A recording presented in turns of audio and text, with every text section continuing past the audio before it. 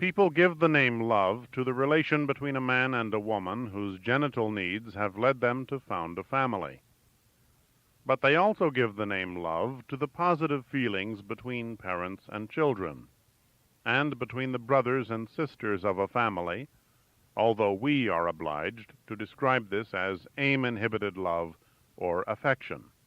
Love with an inhibited aim was in fact originally fully sensual love, and it is so still in man's unconscious.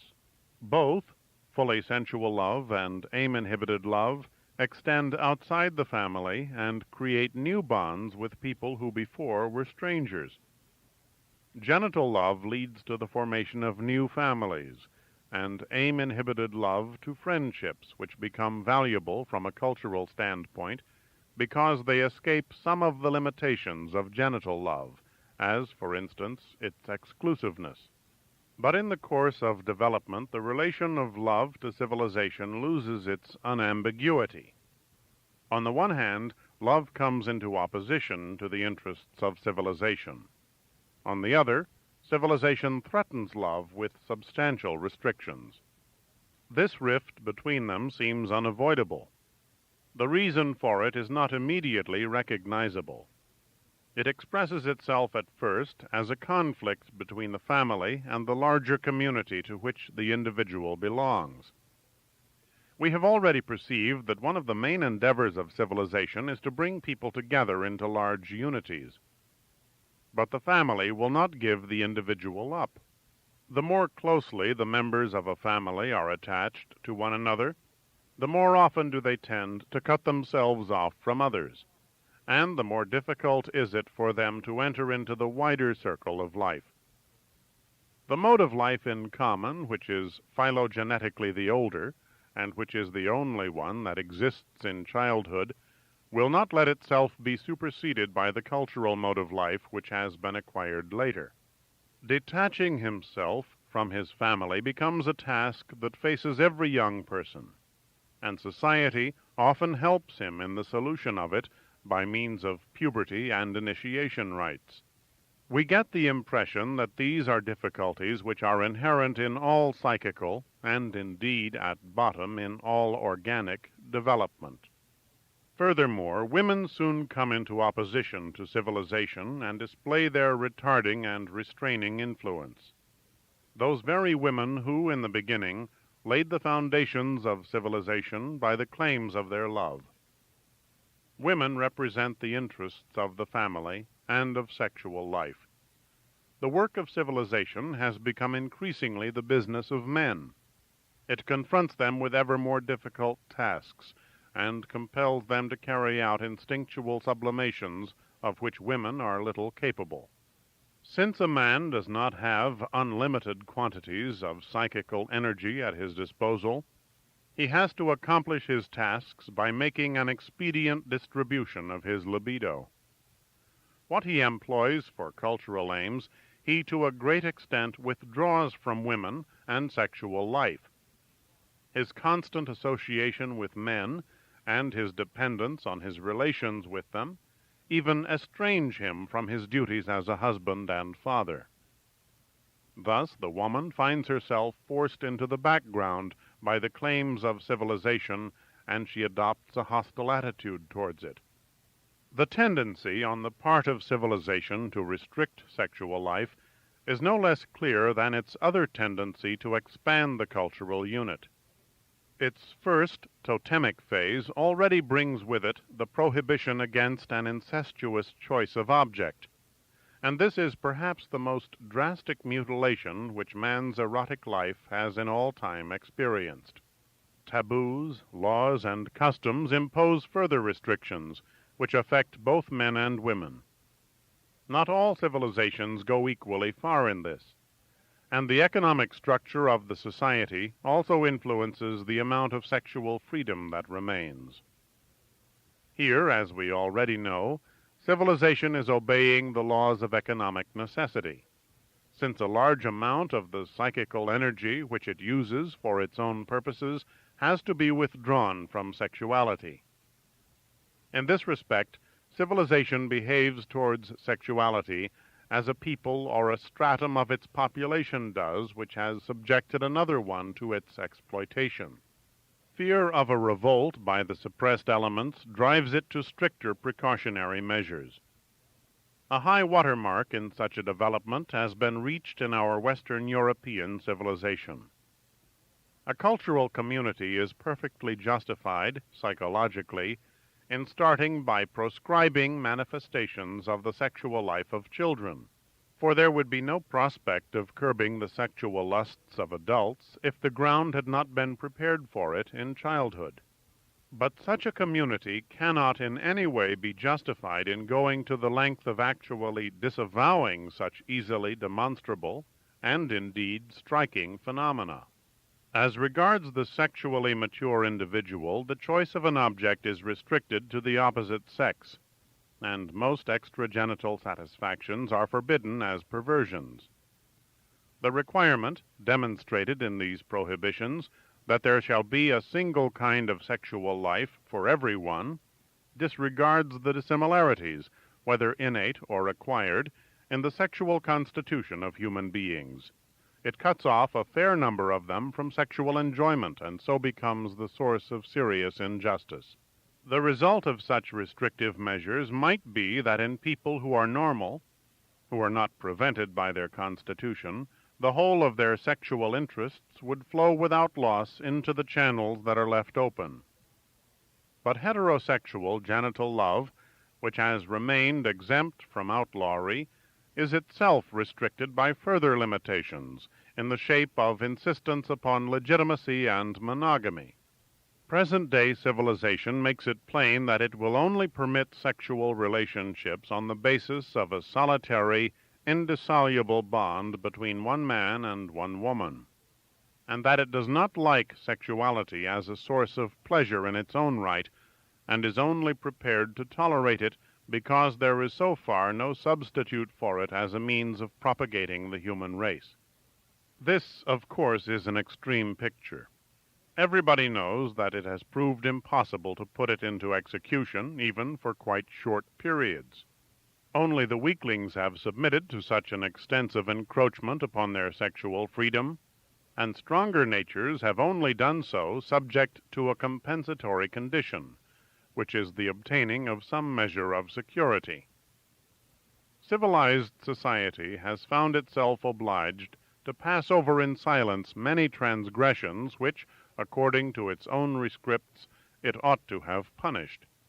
But we must not err on the other side and assume that, because it does not achieve all its aims, such an attitude on the part of society is entirely innocuous. The sexual life of civilized man is notwithstanding severely impaired. It sometimes gives the impression of being in process of involution as a function, just as our teeth and hair seem to be as organs. One is probably justified in assuming that its importance as a source of feelings of happiness, and therefore in the fulfillment of our aim in life, has sensibly diminished. Sometimes one seems to perceive that it is not only the pressure of civilization, but something in the nature of the function itself which denies us full satisfaction and urges us along other paths. This may be wrong. It is hard to decide. The editor comments, "The view expressed above is supported by the following considerations. Man is an animal organism with, like others, an unmistakably bisexual disposition. The individual corresponds to a fusion of two symmetrical halves, of which, according to some investigators, one is purely male and the other female. It is equally possible that each half was originally hermaphrodite. Sex is a biological fact which, although it is of extraordinary importance in mental life, is hard to grasp psychologically. We are accustomed to say that every human being displays both male and female instinctual impulses, needs, and attributes. But though anatomy, it is true, can point out the characteristic of maleness and femaleness, psychology cannot. For psychology, the contrast between the sexes fades away into one between activity and passivity. in which we far too readily identify activity with maleness and passivity with femaleness, a view which is by no means universally confirmed in the animal kingdom. The theory of bisexuality is still surrounded by many obscurities, and we cannot but feel it as a serious impediment in psychoanalysis that it has not yet found any link with the theory of the instincts. However this may be, if we assume it as a fact that each individual seeks to satisfy both male and female wishes in his sexual life, we are prepared for the possibility that those two sets of demands are not fulfilled by the same object, and that they interfere with each other unless they can be kept apart and each impulse guided into a particular channel that is suited to it. Another difficulty arises from the circumstance that there is so often associated with the erotic relationship, over and above its own sadistic components, a quota of plain inclination to aggression. The love object will not always view these complications with the degree of understanding and tolerance shown by the peasant woman who complained that her husband did not love her any more since he had not beaten her for a week. The conjecture which goes deepest, however, is the one which takes its start from what I have said above. It is to the effect that, with the assumption of an erect posture by man, and with the depreciation of his sense of smell, it was not only his anal erotism which threatened to fall a victim to organic repression, but the whole of his sexuality. So that since this, the sexual function has been accompanied by a repugnance which cannot further be accounted for, and which prevents its complete satisfaction and forces it away from the sexual aim into sublimations and libidinal displacements. I know that Bleuler, 1913, once pointed to the existence of a primary repelling attitude like this towards sexual life. All neurotics, and many others besides, take exception to the fact that inter urinas et facies nascimur. We are born between urine and feces. The genitals, too, give rise to strong sensations of smell which many people cannot tolerate, and which spoil sexual intercourse for them. Thus we should find that the deepest root of the sexual repression which advances along with civilization is the organic defense of the new form of life achieved with man's erect gait against his earlier animal existence. This result of scientific research coincides in a remarkable way with commonplace prejudices that have often made themselves heard. Nevertheless, these things are at present no more than unconfirmed possibilities which have not been substantiated by science. Nor should we forget that, in spite of the undeniable depreciation of olfactory stimuli, there exist, even in Europe, peoples among whom the strong genital odors which are so repellent to us are highly prized as sexual stimulants and who refuse to give them up.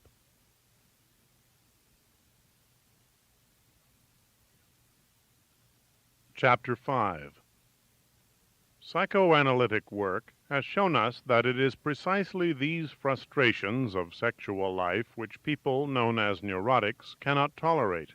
The neurotic creates substitutive satisfactions for himself in his symptoms, and these either cause him suffering in themselves or become sources of suffering for him by raising difficulties in his relations with his environment and the society he belongs to.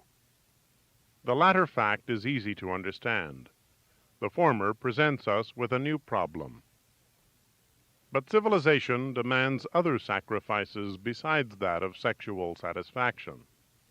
We have treated the difficulty of cultural development as a general difficulty of development by tracing it to the inertia of the libido, to its disinclination to give up an old position for a new one. We are saying much the same thing when we derive the antithesis between civilization and sexuality from the circumstance that sexual love is a relationship between two individuals in which a third can only be superfluous or disturbing, whereas civilization depends on relationships between a considerable number of individuals. When a love relationship is at its height, There is no room left for any interest in the environment. A pair of lovers are sufficient to themselves, and do not even need the child they have in common to make them happy. In no other case does Eros so clearly betray the core of his being, his purpose of making one out of more than one. But when he has achieved this in the proverbial way through the love of two human beings, he refuses to go further. So far, we can quite well imagine a cultural community consisting of double individuals like this, who, libidinally satisfied in themselves, are connected with one another through the bonds of common work and common interests. If this were so, civilization would not have to withdraw any energy from sexuality. But this desirable state of things does not and never did exist. Reality shows us that civilization is not content with the ties we have so far allowed it. It aims at binding the members of the community together in a libidinal way as well, and employs every means to that end. It favors every path by which strong identifications can be established between the members of the community, and it summons up aim-inhibited libido on the largest scale so as to strengthen the communal bond by relations of friendship. In order for these aims to be fulfilled, a restriction upon sexual life is unavoidable. But we are unable to understand what the necessity is which forces civilization along this path and which causes its antagonism to sexuality. There must be some disturbing factor which we have not yet discovered. The clue may be supplied by one of the ideal demands, as we have called them, of civilized society. It runs, "Thou shalt love thy neighbor as thyself." It is known throughout the world, and is undoubtedly older than Christianity, which puts it forward as its proudest claim. Yet it is certainly not very old. Even in historical times it was still strange to mankind. Let us adopt a naive attitude towards it, as though we were hearing it for the first time. We shall be unable then to suppress a feeling of surprise and bewilderment. Why should we do it? What good will it do us? But above all, how shall we achieve it? How can it be possible? My love is something valuable to me which I ought not to throw away without reflection. It imposes duties on me for whose fulfillment I must be ready to make sacrifices. If I love someone, he must deserve it in some way. I leave out of account the use he may be to me, and also his possible significance for me as a sexual object, for neither of these two kinds of relationship comes into question where the precept to love my neighbor is concerned. He deserves it if he is so like me in important ways that I can love myself in him. And he deserves it if he is so much more perfect than myself that I can love my ideal of my own self in him. Again, I have to love him if he is my friend's son, since the pain my friend would feel if any harm came to him would be my pain too. I should have to share it. But if he is a stranger to me, and if he cannot attract me by any worth of his own or any significance that he may already have acquired for my emotional life, it will be hard for me to love him. Indeed, I should be wrong to do so, for my love is valued by all my own people as a sign of my preferring them, and it is an injustice to them if I put a stranger on a par with them. But if I am to love him with this universal love merely because he too is an inhabitant of this earth, like an insect, an earthworm, or a grass snake, then I fear that only a small modicum of my love will fall to his share. Not by any possibility as much as by the judgment of my reason I am entitled to retain for myself. What is the point of a precept enunciated with so much solemnity if its fulfillment cannot be recommended as reasonable? On closer inspection, I find still further difficulties. Not merely is this stranger in general unworthy of my love, I must honestly confess that he has more claim to my hostility and even my hatred. He seems not to have the least trace of love for me, and shows me not the slightest consideration. If it will do him any good, he has no hesitation in injuring me, nor does he ask himself whether the amount of advantage he gains bears any proportion to the extent of the harm he does to me. Indeed, he need not even obtain an advantage. If he can satisfy any sort of desire by it, he thinks nothing of jeering at me, insulting me, slandering me, and showing his superior power. And the more secure he feels, and the more helpless I am, the more certainly I can expect him to behave like this to me. If he behaves differently, if he shows me consideration and forbearance as a stranger, I am ready to treat him in the same way, in any case, and quite apart from any precept. Indeed, if this grandiose commandment had run, "Love thy neighbor as thy neighbor loves thee," I should not take exception to it. And there is a second commandment, which seems to me even more incomprehensible and arouses still stronger opposition in me. It is, "Love thine enemies." If I think it over, however, I see that I am wrong in treating it as a greater imposition. At bottom it is the same thing. I think I can now hear a dignified voice admonishing me.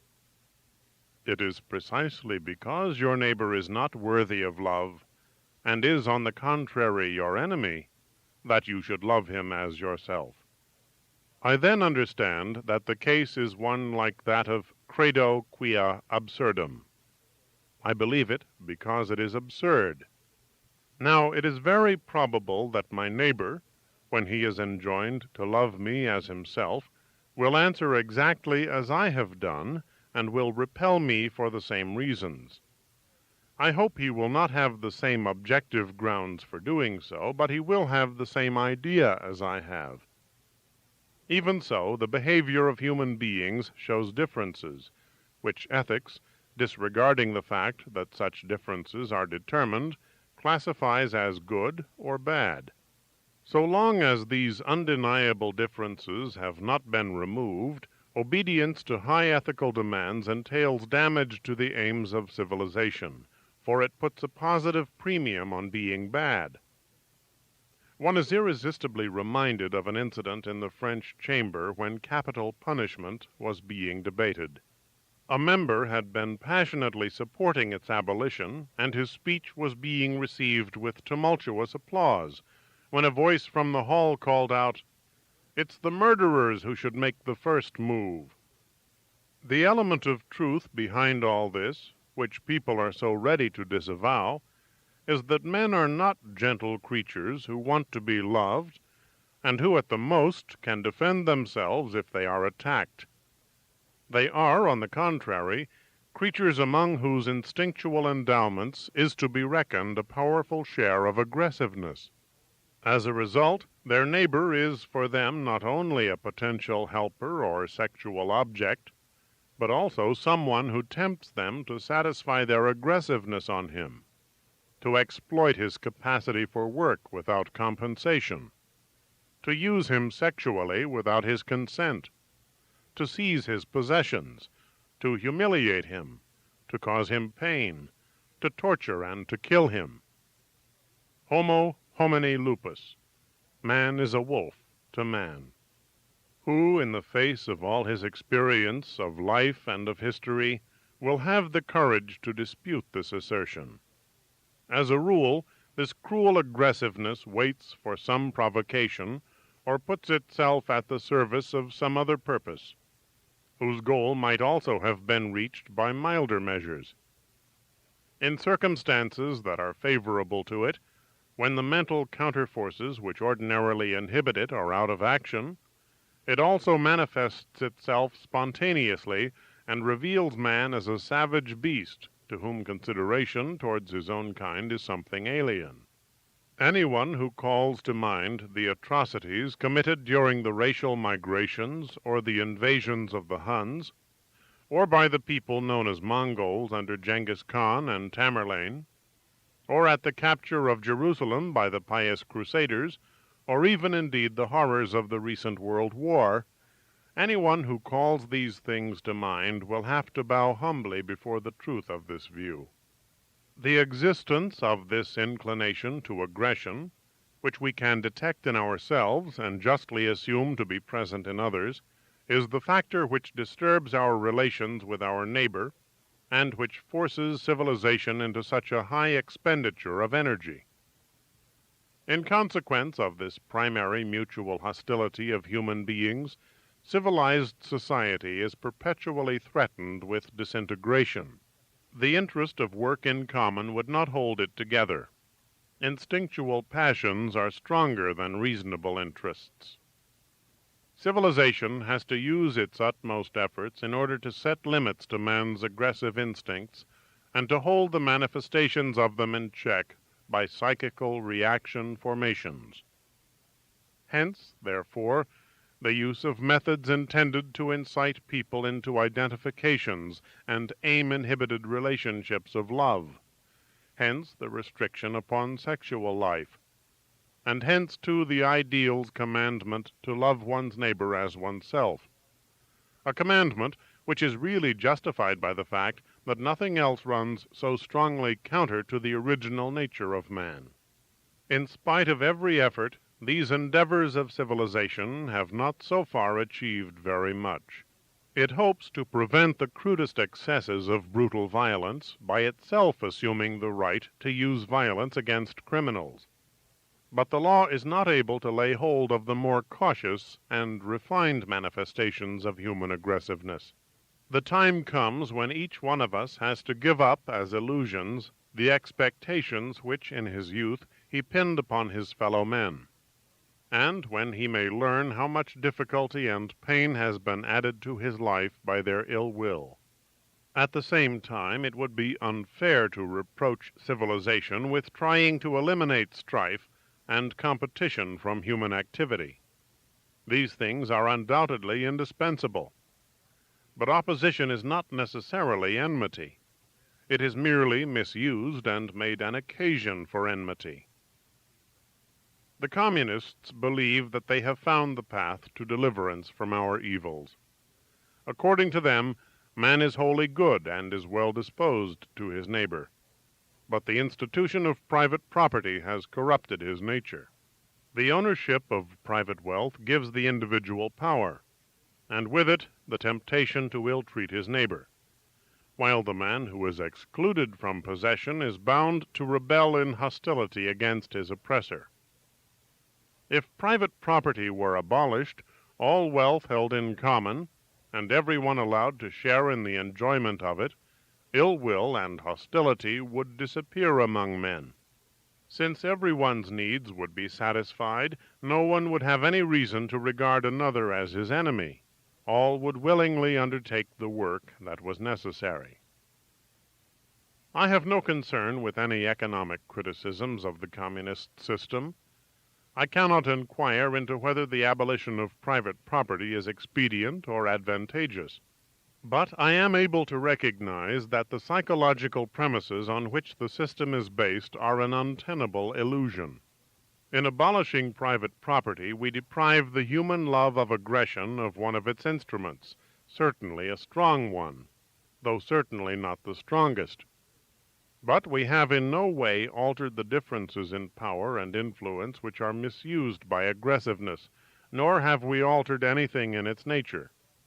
Aggressiveness was not created by property.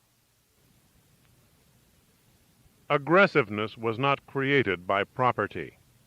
It reigned almost without limit in primitive times, when property was still very scanty, and it already shows itself in the nursery almost before property has given up its primal anal form. It forms the basis of every relation of affection and love among people, with the single exception, perhaps, of the mother's relation to her male child.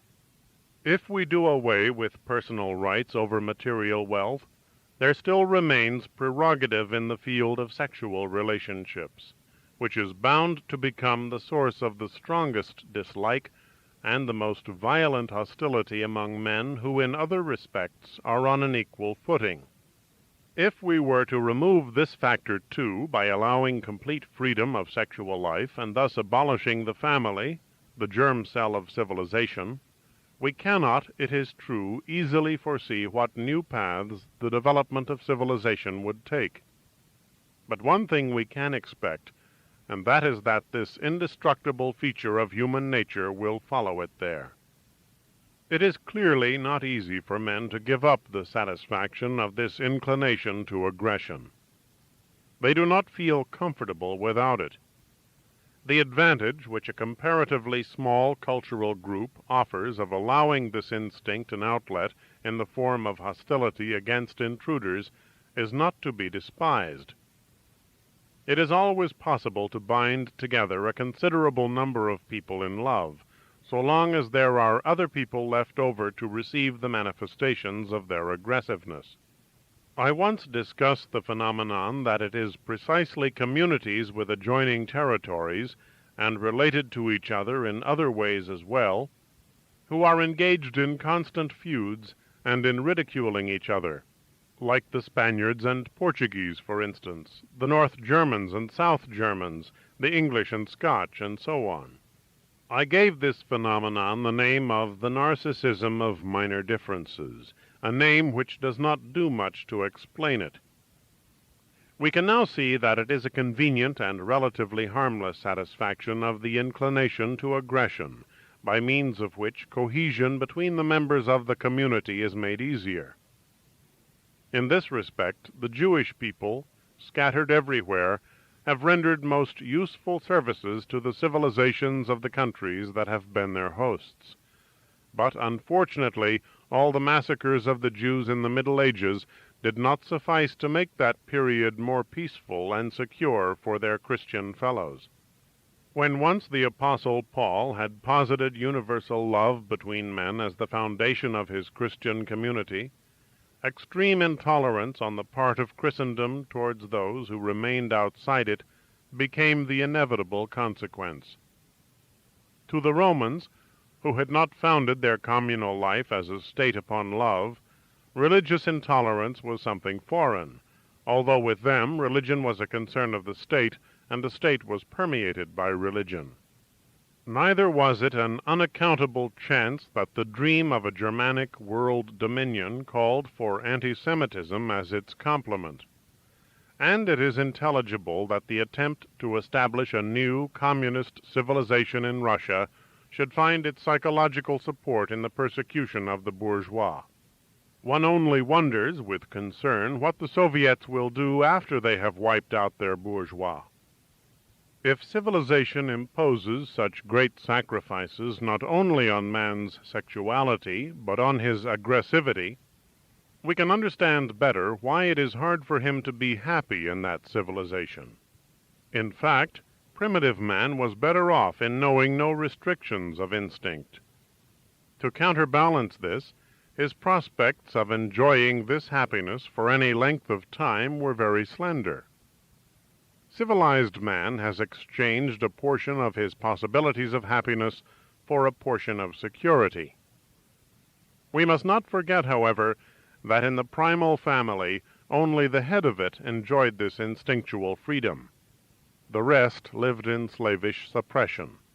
In that primal period of civilization, the contrast between a minority who enjoyed the advantages of civilization and a majority who were robbed of those advantages was therefore carried to extremes.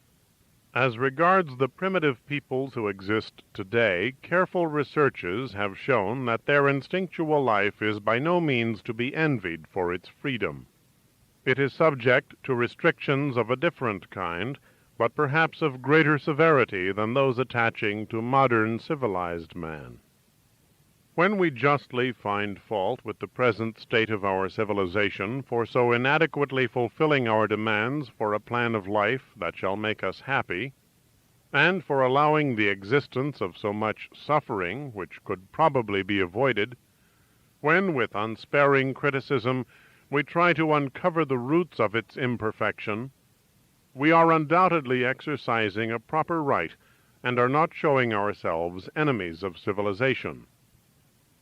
We may expect gradually to carry through such alterations in our civilization as will better satisfy our needs and will escape our criticisms.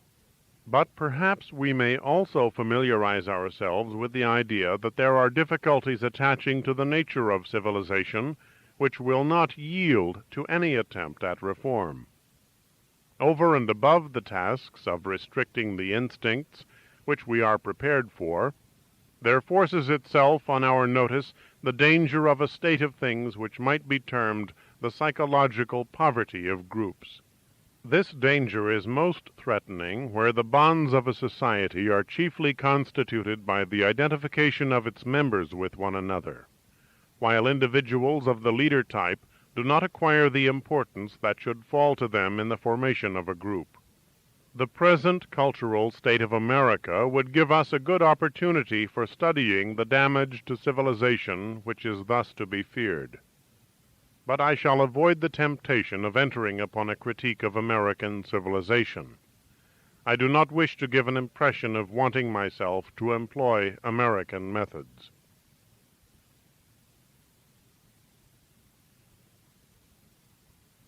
Chapter 6. In none of my previous writings have I had so strong a feeling as now that what I am describing is common knowledge, and that I am using up paper and ink and, in due course, the compositors' and printers' work and material in order to expound things which are, in fact, self-evident.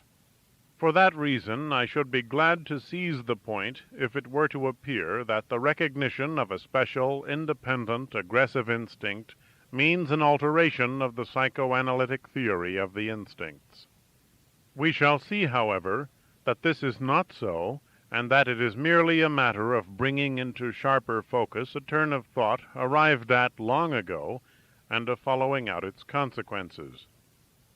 Of all the slowly developed parts of analytic theory, the theory of the instincts is the one that has felt its way the most painfully forward. And yet that theory was so indispensable to the whole structure that something had to be put in its place. In what was at first my utter perplexity, I took as my starting point a saying of the poet-philosopher Schiller, that hunger and love are what moves the world. Hunger could be taken to represent the instincts which aim at preserving the individual, while love strives after objects, and its chief function, favored in every way by nature, is the preservation of the species. Thus, to begin with, ego instincts and object instincts confronted each other. It was to denote the energy of the latter, and only the latter instincts, that I introduced the term libido. Thus the antithesis was between the ego instincts and the libidinal instincts of love, in its widest sense, which were directed to an object.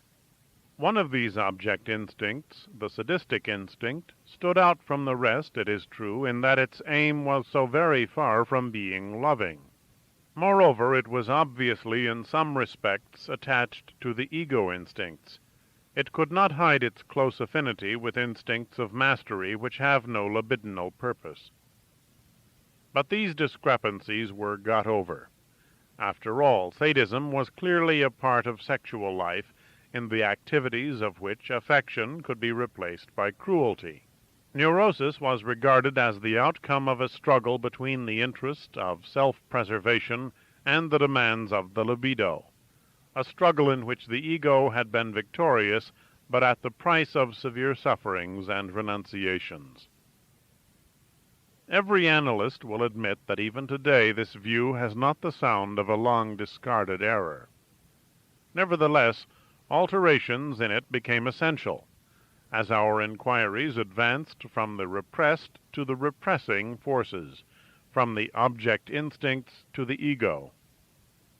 The decisive step forward was the introduction of the concept of narcissism, that is to say, the discovery that the ego itself is cathected with libido, that the ego indeed is the libido's original home, and remains to some extent its headquarters. This narcissistic libido turns toward objects, and thus becomes object libido. And it can change back into narcissistic libido once more. The concept of narcissism made it possible to obtain an analytic understanding of the traumatic neuroses and of many of the affections bordering on the psychoses, as well as of the latter themselves. It was not necessary to give up our interpretation of the transference neuroses as attempts made by the ego to defend itself against sexuality. But the concept of libido was endangered. Since the ego instincts too were libidinal, it seemed for a time inevitable that we should make libido coincide with instinctual energy in general, as C.G. Jung had already advocated earlier. Nevertheless, there still remained in me a kind of conviction, for which I was not as yet able to find reasons, that the instincts could not all be of the same kind. My next step was taken in beyond the pleasure principle, when the compulsion to repeat and the conservative character of instinctual life first attracted my attention. Starting from speculations on the beginning of life and from biological parallels, I drew the conclusion that, besides the instinct to preserve living substance and to join it into ever larger units, there must exist another contrary instinct seeking to dissolve those units and to bring them back to their primeval inorganic state. That is to say, as well as Eros, there was an instinct of death. The phenomena of life could be explained from the concurrent or mutually opposing action of these two instincts. It was not easy, however, to demonstrate the activities of this supposed death instinct. The manifestations of Eros were conspicuous and noisy enough. It might be assumed that the death instinct operated silently within the organism towards its dissolution, but that, of course, was no proof. A more fruitful idea was that a portion of the instinct is diverted towards the external world and comes to light as an instinct of aggressiveness and destructiveness. In this way, the instinct itself could be pressed into the service of Eros, in that the organism was destroying some other thing, whether animate or inanimate, instead of destroying its own self. Conversely, any restriction of this aggressiveness directed outwards would be bound to increase the self-destruction, which is in any case proceeding. At the same time, one can suspect from this example that the two kinds of instinct seldom, perhaps never, appear in isolation from each other, but are alloyed with each other in varying and very different proportions, and so become unrecognizable to our judgment. In sadism, long since known to us as a component instinct of sexuality, we should have before us a particularly strong alloy of this kind between trends of love and the destructive instinct, while its counterpart, masochism, would be a union between destructiveness directed inwards and sexuality, a union which makes what is otherwise an imperceptible trend into a conspicuous and tangible one. The assumption of the existence of an instinct of death or destruction has met with resistance even in analytic circles. I am aware that there is a frequent inclination, rather, to ascribe whatever is dangerous and hostile in love to an original bipolarity in its own nature. To begin with, it was only tentatively that I put forward the views I have developed here, but in the course of time they have gained such a hold upon me that I can no longer think in any other way. To my mind, they are far more serviceable from a theoretical standpoint than any other possible ones. They provide that simplification, without either ignoring or doing violence to the facts, for which we strive in scientific work. I know that in sadism and masochism we have always seen before us manifestations of the destructive instinct, directed outwards and inwards, strongly alloyed with erotism. But I can no longer understand how we can have overlooked the ubiquity of non-erotic aggressivity and destructiveness, and can have failed to give it its due place in our interpretation of life. The desire for destruction, when it is directed inwards, mostly eludes our perception, of course, unless it is tinged with erotism. I remember my own defensive attitude when the idea of an instinct of destruction first emerged in psychoanalytic literature, and how long it took before I became receptive to it. That others should have shown, and still show, the same attitude of rejection surprises me less. For little children do not like it when there is talk of the inborn human inclination to badness, to aggressiveness and destructiveness, and so to cruelty as well. God has made them in the image of His own perfection. Nobody wants to be reminded how hard it is to reconcile the undeniable existence of evil, despite the protestations of Christian Science, with His all-powerfulness or His all-goodness. The devil would be the best way out as an excuse for God. In that way, he would be playing the same part as an agent of economic discharge as the Jew does in the world of the Aryan ideal. But even so, one can hold God responsible for the existence of the devil just as well as for the existence of the wickedness which the devil embodies. In view of these difficulties, each of us will be well advised on some suitable occasion to make a low bow to the deeply moral nature of mankind. It will help us to be generally popular, and much will be forgiven us for it. The name libido can once more be used to denote the manifestations of the power of Eros in order to distinguish them from the energy of the death instinct. It must be confessed that we have much greater difficulty in grasping that instinct. We can only suspect it, as it were, as something in the background behind Eros, and it escapes detection unless its presence is betrayed by its being alloyed with Eros. It is in sadism, where the death instinct twists the erotic aim in its own sense, and yet at the same time fully satisfies the erotic urge, that we succeed in obtaining the clearest insight into its nature and its relation to Eros. But even where it emerges without any sexual purpose, in the blindest fury of destructiveness, we cannot fail to recognize that the satisfaction of the instinct is accompanied by an extraordinarily high degree of narcissistic enjoyment, owing to its presenting the ego with a fulfillment of the latter's old wishes for omnipotence. The instinct of destruction, moderated and tamed, and, as it were, inhibited in its aim, must, when it is directed towards objects, provide the ego with the satisfaction of its vital needs and with control over nature. Since the assumption of the existence of the instinct is mainly based on theoretical grounds, we must also admit that it is not entirely proof against theoretical objections. But this is how things appear to us now, in the present state of our knowledge. Future research and reflection will no doubt bring further light which will decide the matter. In all that follows, I adopt the standpoint, therefore, that the inclination to aggression is an original, self-subsisting instinctual disposition in man, and I return to my view that it constitutes the greatest impediment to civilization. At one point in the course of this inquiry, I was led to the idea that civilization was a special process which mankind undergoes, and I am still under the influence of that idea.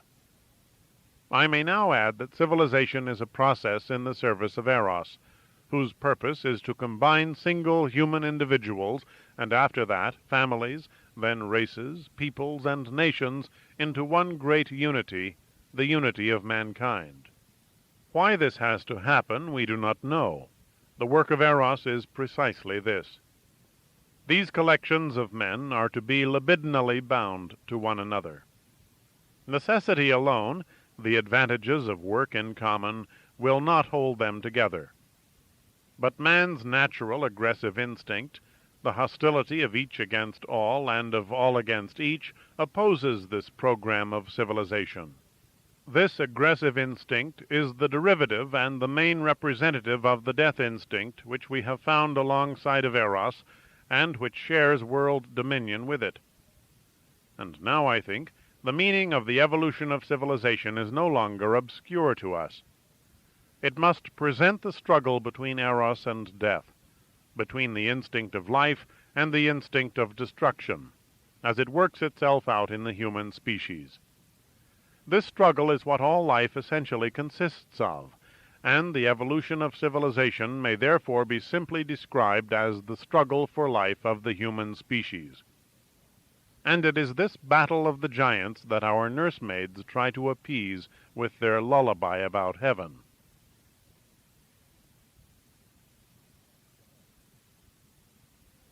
Chapter 7. Why do our relatives, the animals, not exhibit any such cultural struggle? We do not know. Very probably some of them, the bees, the ants, the termites, strove for thousands of years before they arrived at the state institutions, the distribution of functions, and the restrictions on the individual for which we admire them today. It is a mark of our present condition that we know from our own feelings that we should not think ourselves happy in any of these animal states, or in any of the roles assigned in them to the individual. In the case of other animal species, it may be that a temporary balance has been reached between the influences of their environment and the mutually contending instincts within them, and that thus a cessation of development has come about. It may be that in primitive man a fresh access of libido kindled a renewed burst of activity on the part of the destructive instinct. There are a great many questions here to which as yet there is no answer. Another question concerns us more nearly. What means does civilization employ in order to inhibit the aggressiveness which opposes it, to make it harmless, to get rid of it perhaps? We have already become acquainted with a few of these methods, but not yet with the one that appears to be the most important. This we can study in the history of the development of the individual. What happens in him to render his desire for aggression innocuous? Something very remarkable, which we should never have guessed, and which is nevertheless quite obvious. His aggressiveness is introjected, internalized. It is, in point of fact, sent back to where it came from. That is, it is directed towards his own ego. There it is taken over by a portion of the ego, which sets itself over against the rest of the ego as superego, and which now, in the form of conscience, is ready to put into action against the ego the same harsh aggressiveness that the ego would have liked to satisfy upon other extraneous individuals. The tension between the harsh superego and the ego that is subjected to it is called by us the sense of guilt. It expresses itself as a need for punishment. Civilization therefore obtains mastery over the individual's dangerous desire for aggression by weakening and disarming it, and by setting up an agency within him to watch over it, like a garrison in a conquered city. As to the origin of the sense of guilt, the analyst has different views from other psychologists, but even he does not find it easy to give an account of it. To begin with, if we ask how a person comes to have a sense of guilt, we arrive at an answer which cannot be disputed. A person feels guilty, devout people would say sinful, when he has done something which he knows to be bad. But then we notice how little this answer tells us. Perhaps, after some hesitation, we shall add that even when a person has not actually done the bad thing, but has only recognized in himself an intention to do it, he may regard himself as guilty. And the question then arises of why the intention is regarded as equal to the deed. Both cases, however, presuppose that one had already recognized that what is bad is reprehensible, is something that must not be carried out. How is this judgment arrived at? We may reject the existence of an original, as it were, natural, capacity to distinguish good from evil. What is bad is often not at all what is injurious or dangerous to the ego. On the contrary, it may be something which is desirable and enjoyable to the ego. Here, therefore, there is an extraneous influence at work, and it is this that decides what is to be called good or bad. Since a person's own feelings would not have led him along this path, he must have had a motive for submitting to this extraneous influence. Such a motive is easily discovered in his helplessness and his dependence on other people, and it can best be designated as fear of loss of love. If he loses the love of another person upon whom he is dependent, he also ceases to be protected from a variety of dangers. Above all, he is exposed to the danger that this stronger person will show his superiority in the form of punishment. At the beginning, therefore, what is bad is whatever causes one to be threatened with loss of love. For fear of that loss, one must avoid it. This, too, is the reason why it makes little difference whether one has already done the bad thing or only intends to do it. In either case, the danger only sets in if and when the authority discovers it, and in either case the authority would behave in the same way. This state of mind is called a bad conscience. But actually it does not deserve this name, for at this stage the sense of guilt is clearly only a fear of loss of love, social anxiety. In small children it can never be anything else, but in many adults, too, it has only changed to the extent that the place of the father or the two parents is taken by the larger human community. Consequently, such people habitually allow themselves to do any bad thing which promises them enjoyment, so long as they are sure that the authority will not know anything about it or cannot blame them for it. They are afraid only of being found out. Present-day society has to reckon in general with this state of mind. A great change takes place only when the authority is internalized through the establishment of a superego. The phenomena of conscience then reach a higher stage. Actually, it is not until now that we should speak of conscience or a sense of guilt. At this point, too, the fear of being found out comes to an end. The distinction, moreover, between doing something bad and wishing to do it disappears entirely, since nothing can be hidden from the superego, not even thoughts. It is true that the seriousness of the situation from a real point of view has passed away, for the new authority, the superego, has no motive that we know of for ill-treating the ego, with which it is intimately bound up. But genetic influence, which leads to the survival of what is past and has been surmounted, makes itself felt in the fact that fundamentally things remain as they were at the beginning. The superego torments the sinful ego with the same feeling of anxiety and is on the watch for opportunities of getting it punished by the external world. At this second stage of development, the conscience exhibits a peculiarity which was absent from the first stage, and which is no longer easy to account for. For the more virtuous a man is, the more severe and distrustful is its behavior, so that ultimately it is precisely those people who have carried saintliness furthest who reproach themselves with the worst sinfulness. This means that virtue forfeits some part of its promised reward. The docile and continent ego does not enjoy the trust of its mentor, and strives in vain, it would seem, to acquire it.